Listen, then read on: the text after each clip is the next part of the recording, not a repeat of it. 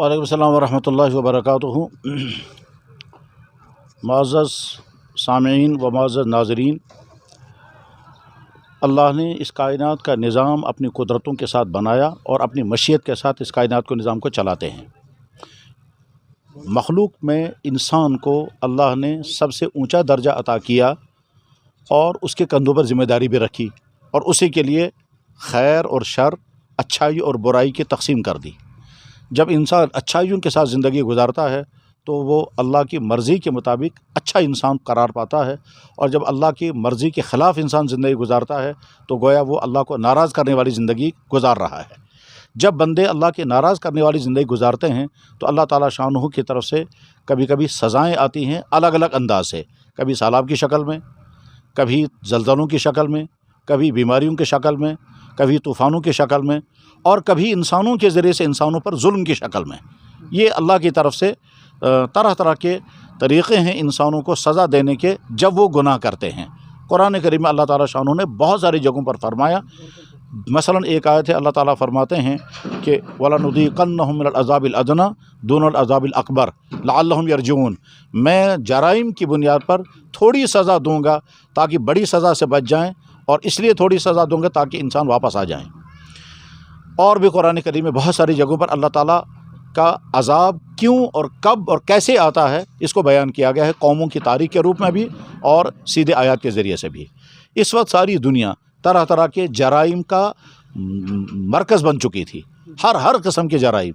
बल्कि ये सच पूछिए, पूरी इंसानी तारीख़ में इतने जराइम कभी नहीं पाए गए जितने इस वक्त जुल्म के एतबार से, बदकारियों के एतबार से, फहशकारियों के एतबार से, फ़राड और बदअख़लाक़ियों के एतबार से, कौमों का कौमों पर जुल्म, अफराद का अफराद पर जुल्म, बाज़ारों में, दफ्तरों में, स्कूलों में, कॉलेजों में, हस्पतालों में, घरों के अंदर, सड़कों में, बाज़ारों में, यानी कोई जगह बची नहीं है। ज़हरल फ़सादु फ़िल बर्रि वल बहर। इस पर काफ़ी अरसे से बहुत सारे दूर अंदेश हज़रात कहते थे या तो कोई बहुत बड़ी बीमारी आने वाली है, या बहुत बड़ा ज़लज़ला आने वाला है, या आलमी जंग में लोग तबाह हो जाएंगे इन खराबियों की वजह से। चुनांचे बीमारी का सामना है और बिलाशुबह ये अल्लाह की तरफ से अज़ाब है। सारी दुनिया के इंसान अपने अपने हिसाब से जराइम में है, अक्सरियत जराइम वालों की है। तो जब तक इंसानों के अंदर सुधार नहीं आएगा ये बीमारी हटने वाली नहीं है।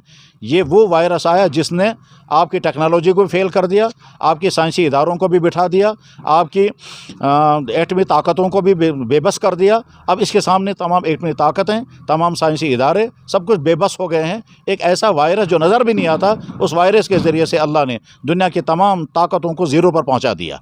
यहाँ समझ में आ जाना चाहिए अल्लाह की ताकत क्या है कि वो जब चाहेंगे इंसानों की तमाम ताकतों को मकड़ी की जाले की तरह से बर्बाद कर सकता है। सूरत हाल इस वक्त यही है।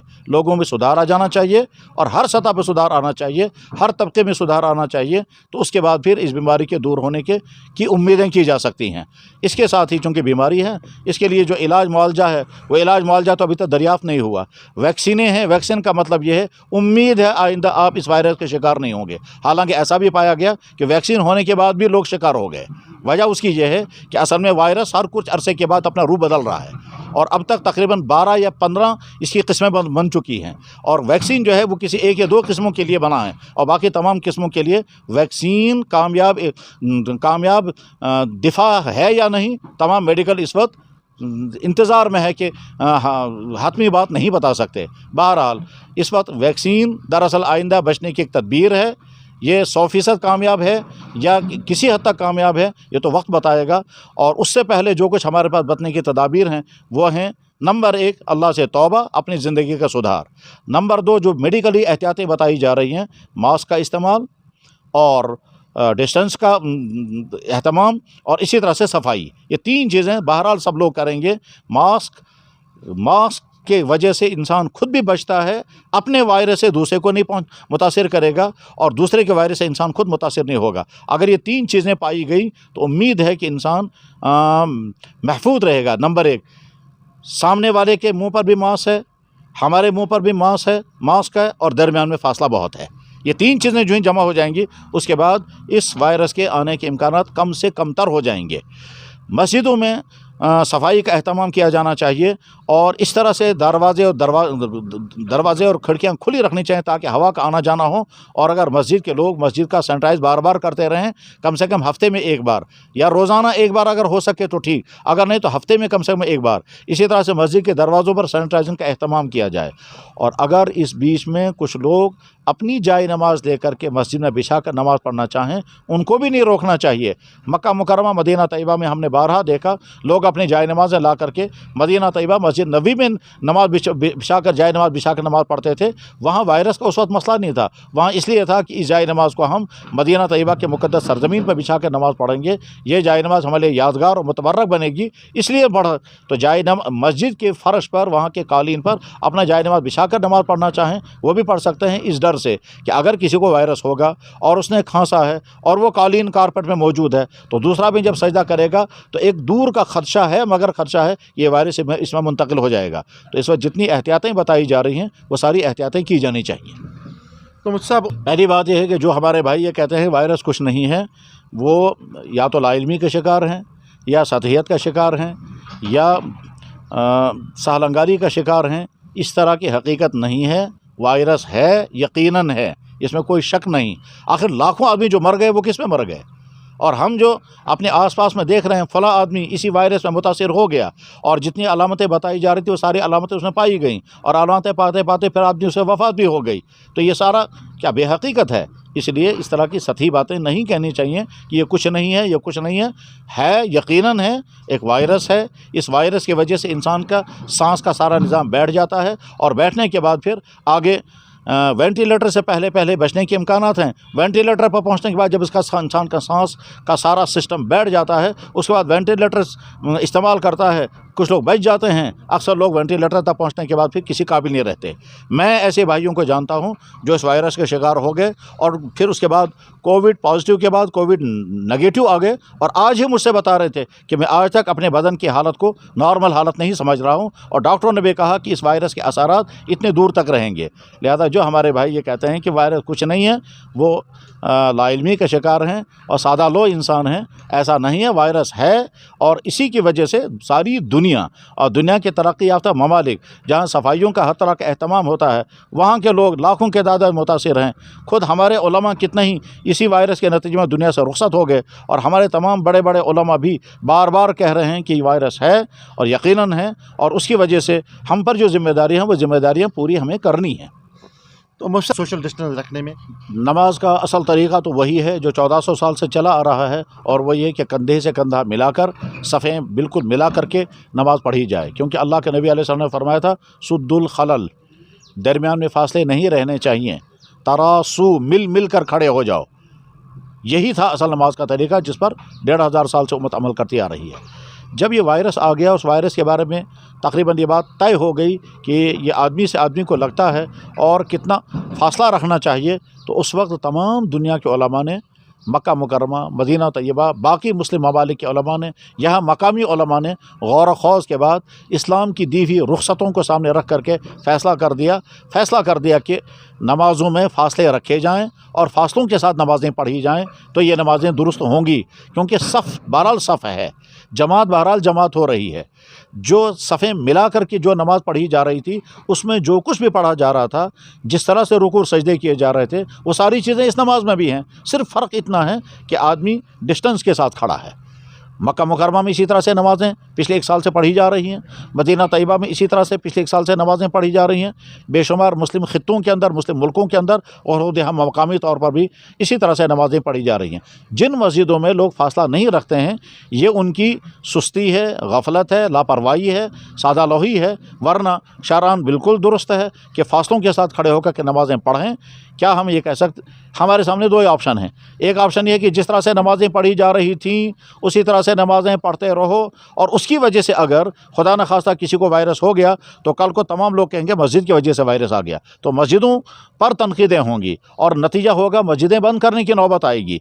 इसलिए दूसरा तरीका कि मस्जिद की जमाती ख़त्म कर दी जाए, तो जमात तो मुसलमानों का शियार है, ख़त्म नहीं कर सकते। इसे जमात को भी बरकरार रखना है, नमाज़ें उसी तरह से पढ़ी जाएंगी, फ़ासलों के साथ पढ़ी जाएंगी, और फ़ासलों के साथ नमाज़ पढ़ना बिल्कुल दुरुस्त है, उसमें कोई मुज़ाक़ा नहीं है।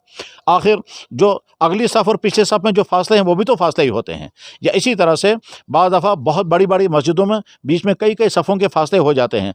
हमने मक्का मुकर्रमा में और मदीना तैयबा में बाज़ दफ़ा देखा कि मस्जिद नबवी के अंदर या खाने काबा के अंदर बीच में बहुत सारे सफ़ों के फ़ासले होते थे और लोग नमाज़ पढ़ते थे। तो कौन कह सकता है कि उनकी नमाज़ें सही नहीं है? खुलासा ये है कि मस्जिदों में फ़ासलों के साथ खड़े होने से आपकी नमाज़ में कोई असर नहीं पड़ेगा, कोई कराहत नहीं आएगी, आपकी नमाज़ें बिल्कुल दुरुस्त हैं। इसलिए कि नमाज़ में जितनी चीज़ें करने की हैं वो सारी चीज़ें की जा रही हैं। जो कुछ पढ़ना है वो पढ़ा जा रहा है, रुकू सजदा करना है वो भी हो रहा है, ठीक, तो रुकू सजदे की तस्बीहात भी पढ़ी जा रही हैं, कोई चीज़ आपसे छूटी नहीं। बस सिर्फ खड़ा होने का तरीका पहले मिलकर था, अब थोड़ा फ़ासला है। इतने से नमाज पे कोई असर पड़ने वाला नहीं है। तो सर साल गुज़श्ता चूँकि लॉकडाउन था, इदारों की तरफ से हुक्म था कि मस्जिदें बंद कर दी जाएँ या जुमा मौकूफ़ कर दिए जाएँ। उस लॉकडाउन की ख़तरनाक सूरत हाल में ये कहा गया था कि लोग अपनी मस्जिद घरों में नमाज़ें पढ़ लें, मस्जिदों में चंद हज़रात नमाज़ पढ़ें तो काफ़ी हो जाएगी, जमात भी कायम रहेगी, अज़ानें कायम रहेंगी, जुमे कायम रहेंगे और बाकी तमाम लोग घरों में नमाज़ पढ़ें। उस वक्त की सूरत हाल का तकाज़ा वही था जो उस वक्त अर्ज़ किया गया था, और अपनी तरफ से नहीं, बाकी तमाम उलमा के मशवरों से और दूसरों की राय लेकर, बल्कि अपने अकाबरीन की राय लेकर के वो बात अर्ज़ की गई थी। वो वाली सूरत हाल इस वक्त नहीं है। कैसे नहीं है? नंबर एक, इस वक्त कोई लॉकडाउन नहीं है, इस वक्त कोई पाबंदी नहीं है कि चंद आदमी भी एक जगह ना हो। इस वक्त कहा जाए 50-60 आदमी करके जमा हो जाएं तो इदारों की तरफ से, इंतज़ामिया की तरफ से कोई पाबंदी नहीं है, तो गया लॉकडाउन नहीं है। जब लॉकडाउन नहीं है इसलिए लोग दुकानों पर भी जा रहे हैं, सड़कों पर भी हैं, अस्पतालों में भी हैं, इसी तरह से बैंकों में भी हैं और क्लिनिकों में भी हैं। हर जगह जब लोग हैं, सब्जियों के और गोश्त की दुकानों पर भी लोग भीड़ के साथ चीज़ें ले रहे हैं, तो जब ये सब कुछ ज़िंदगी का निज़ाम चल रहा है तो ठीक उसी तरह से मस्जिदों में भी लोग आएँ, नमाज़ें पढ़ें। अलबत्ता जो एहतियातें बताई जा रही हैं वो एहतियातें ज़रूर करें। तो मैं साफ साफ ये अर्ज़ करना चाहूँगा कि पिछले साल जो कहा गया था घरों में नमाज़ पढ़ें, इस वक्त ये नहीं कहा जा रहा, इस वक्त कहा जा रहा है मस्जिदों में नमाज़ पढ़ें। लेकिन मस्जिदों में नमाज़ पढ़ने के लिए पहले से ज़्यादा एहतियात ज़रूरी है, और वह एहतियात मस्जिद की इंतज़ामिया को भी करनी है, इमाम साहबों को भी करवानी है, बार बार वो तलक़ीनें कराते रहें और नमाजियों को भी वो एहतियातें बरतनी हैं। पहले कहा जा रहा था ज़्यादा एहतियात बूढ़े हज़रात करें, और इस वक्त जवानों के लिए भी, क्योंकि वायरस का असर इस वक्त जवानों पर भी हो रहा है। कितने हमारे जानने वाले हैं जो कम उम्र 40-50 साल की उम्र के वो दुनिया से चले गए इसी वायरस के शिकार होकर। तो बहरहाल खुलासा ये है कि नमाज़ें मस्जिदों में पढ़ी जाएँ, एहतियातें तमाम बरकरार रखी जाएँ, सफाई का बहुत एहतमाम हो, मास्क का बहुत इस्तेमाल अच्छी तरह से इस्तेमाल किया जाए। हो सकता है इस वक्त आप कहें या सुनने वाले ये कहें कि आप जब कह रहे हैं दूसरों को मास्क इस्तेमाल करने, तो आपने तो खुद मास्क इस्तेमाल नहीं किया इस वक्त। तो अर्ज़ यह है कि सिर्फ आपसे गुफ्तगू ठीक तरह करने के लिए मैंने मास्क इस वक्त इस्तेमाल नहीं किया। तो इस वजह, वरना जब हम मस्जिदों में जाएँ, अवामी जगहों पर पहुँचें तो वहाँ ज़रूर मास्क का इस्तेमाल करें। सफ़र कर रहे हों, गाड़ियों में हों, अपनी गाड़ी में हों या दूसरों की गाड़ी में हों। हाँ, जब आप मास्क इस्तेमाल करते करते दम घुटने लगे या आप उलझन महसूस करें और उस वक्त दाएँ बाएँ आप देख रहे हैं कि कोई अजनबी नहीं है, उस वक्त मास्क आप इस्तेमाल खोल सकते हैं, क्योंकि मास्क का मतलब है दूसरे का वायरस आप तक न पहुँचे। और जब आप किसी ऐसी जगह पर है जहाँ दूसरा कोई वायरस आ ही नहीं सकता है, तो वहाँ मास्क खोला भी जा सकता है, कोई मुश्किल नहीं है। बहरहाल यही चंद मुंतशिर बातें हैं जो अपने सुनने वालों तक पहुँचाई जा सकती हैं। अल्लाह सबकी हिफाजत फरमाए, जो महफूज हैं उनको अल्लाह महफूज से महफूज तर रखे, और जिस बीमारी का शिकार हो गए उन बीमारों के मुताल्लिक हमदर्दी का कलमा यह है कि वो अल्लाह पर भरोसा रखें, एतमाद बरकरार रखें, मायूस ना हो, टेंशन का शिकार ना हो, डिप्रेस ना हो, और ज़ुबान से कोई बुरा कलमा ना निकालें, और यकीन रखें अगर इसी वायरस में आपकी मौत लिखी है तो लाजिमन आएगी, दुनिया की कोई ताकत उसको रोक नहीं सकती। और अगर आपके मुकद्दर में लिखा है कि आप ठीक हो जाएंगे तो कोई वायरस क्या, ये वायरस 10 तरह से आप पर हमला आवर हो जाए फिर भी मौत होने वाली नहीं है। मौत का ताल्लुक़ अल्लाह के फ़ैसलों के साथ है, मौत का ताल्लुक़ इन हादसा के साथ नहीं है।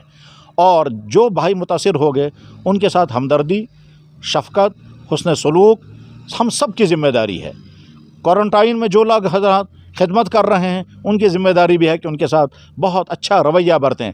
ऐसा नहीं होना चाहिए कि कोई बेचारा इस वायरस का शिकार हो गया, उधर से वो तंग आ गया और वो तेज़ कलामी कर रहा है, उसके अंदर चिड़चिड़ापन आ गया और आप उसे यहाँ से डांटने लगें कि तुम इसी लायक थे, तभी तो तुमको अल्लाह ने ये मुसीबत डाली, और डांट कर ताना देने, हरगिज़ नहीं। घर वालों का रवैया बहुत अच्छा होना चाहिए। ऐसा ना हो कि घर वाले नफ़रतें करने लगें और दूरियां इख्तियार करने लगें, जैसा कि बाज़ घरों में हुआ, और ये बहुत अफसोसनाक है।